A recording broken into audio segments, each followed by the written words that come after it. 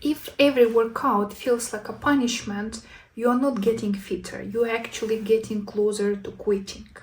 Hello everyone and welcome to the second episode of the Weight Loss Without Violence. In the previous episode we were talking with you about restriction and nourishment, kind of harsh and soft way, how you can deal with food, and today I would like to talk about exercises and again kind of harsh and soft side to this story.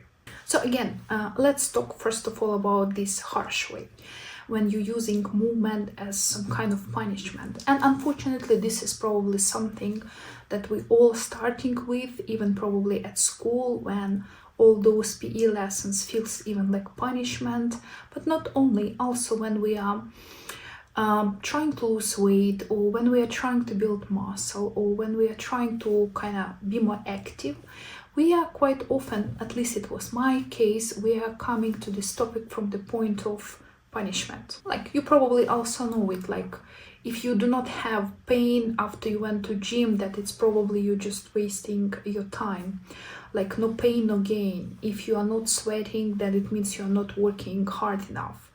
If your body is not sore after a workout, it means you didn't actually do it right.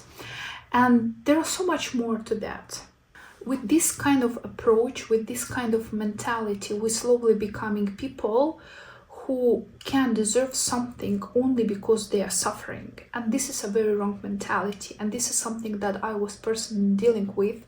And this is something that I was also, this is also the reason why I wasn't able to reach all those fitness goals and all those activity and movement goals that I have set for myself, because again it was coming from a wrong place. And it kind of feels, in case you want result, in case you want to be slimmer, in case you want to have more muscles, in case you want to be stronger, you need to suffer. And if you don't have suffer, if you're not suffering long enough or harsh enough, you do not even deserve to have any good results. And this is so wrong. And once you start fighting yourself, first of all fighting your body, eventually your body again starts fighting back. So your body becomes your enemy, and workouts become actually that punishment, that suffering that you're putting on yourself because you want to be worthy of something. Because the way you are right now, the one who is not suffering, is not worthy becoming that different person. Let's look now at the soft way, at the gentle way. And it's not about being lazy or being like too soft on yourself. It's just about being smart and paying attention to how you feel, paying attention to your body and looking at which health condition you are right now.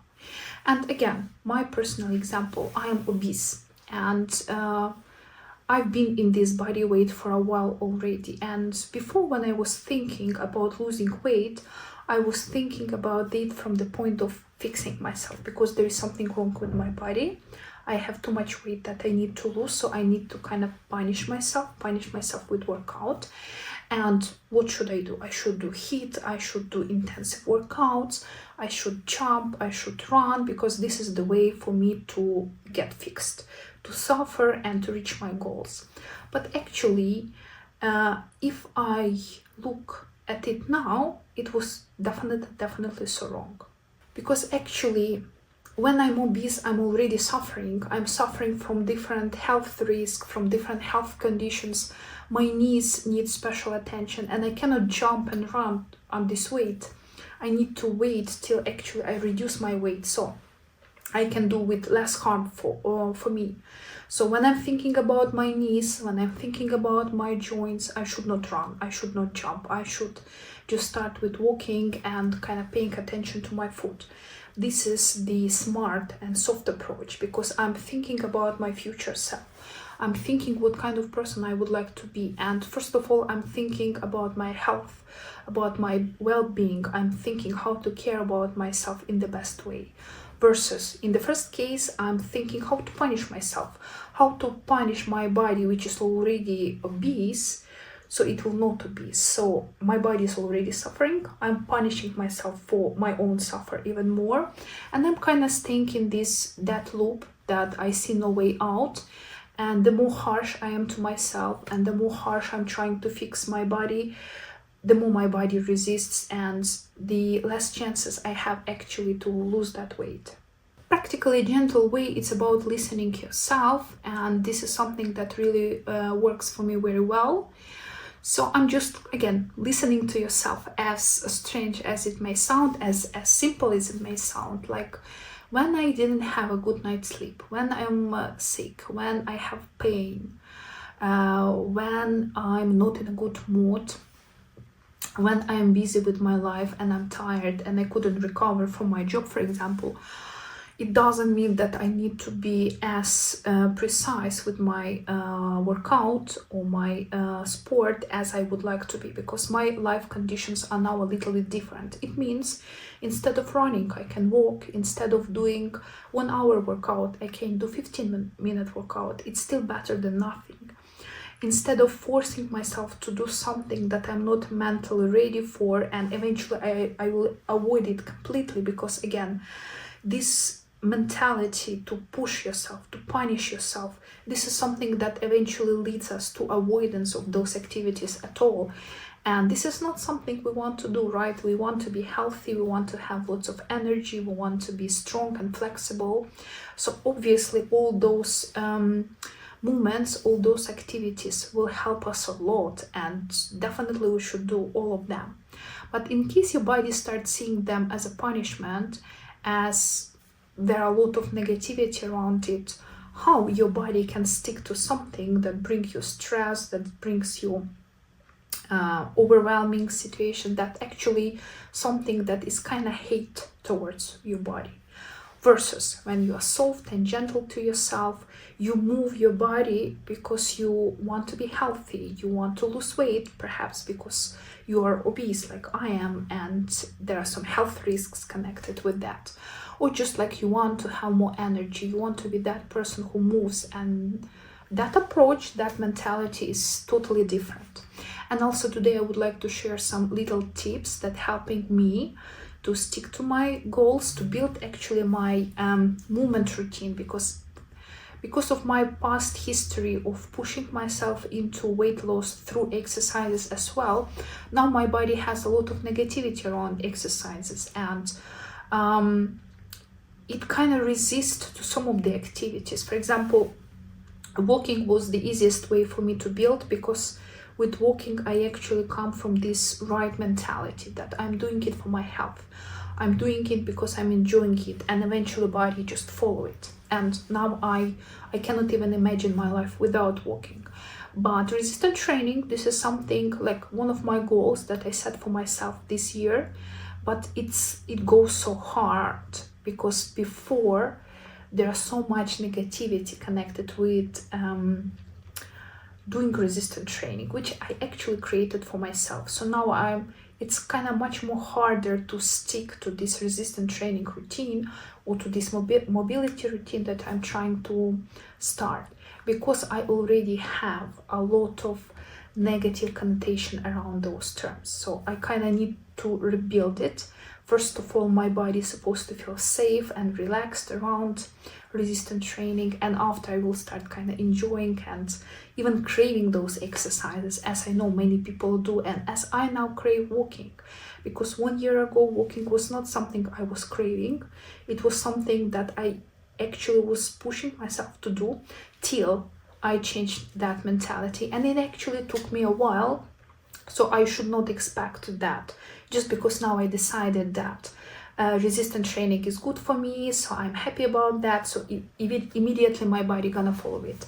Unfortunately or fortunately, I do need time to settle it, to rebuild a relationship. But what is a good side to that it's gonna be something long term. Once I will be successful on that journey, this habit gonna stick, and I will become that person that I want to become.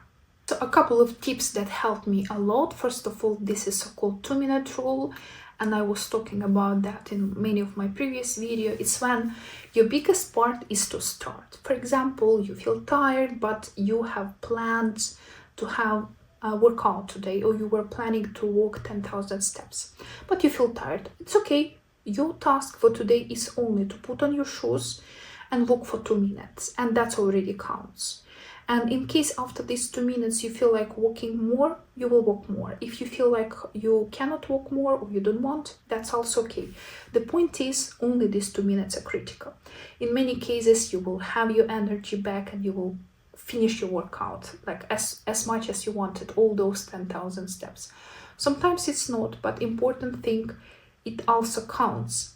And it helps so much to stay consistent, because there is no more black or white thinking that if I hit my goal, I'm good. If I don't do what I decided for today, like it's a failure. Because even those days when you're not doing it and you're only doing it for 2 minutes already count like the day you did something, as the day you stay consistent. So next day, it's not the first day on this journey. Next day is just the way you continue your journey, and it creates such a big difference. Next point is to create alternative options for you. Kind of prepare yourself, have plan B for those days when you know you will not have energy to do something, you will not have desire maybe to do something, and that's okay. So you should have some kind of backup alternative options. So in case you cannot run, on some days you can walk. In case you cannot walk, you can just do stretching at home. So again, you should already have prepared plan in case for some reasons you cannot do what you decided to do. So instead of doing nothing, you're still gonna do something, and it will keep you on your track, and you will be like consistent and stable with your goals. And last point that definitely works for me is about separation weight loss journey from movement. And even though they are related, and even though I understand that in case I want to be stable with my weight loss journey, I'm not only need to pay attention to my food, even though it's kind of more important, but also I need to pay attention to my movement. But in case I see movement only as a tool for weight loss, it's not going for me very well. Again, it may work for some people, it may not work for some other people, and that's okay. You need to test for yourself, but it doesn't work for me. So once I started walking, not because I want to lose weight, but because I want to feel better, because I want to improve my mental and physical health, and that was the main motivation for me 1 year ago to start walking. That's why I'm still walking. That's why I'm still like very consistent and very happy with my walking routine.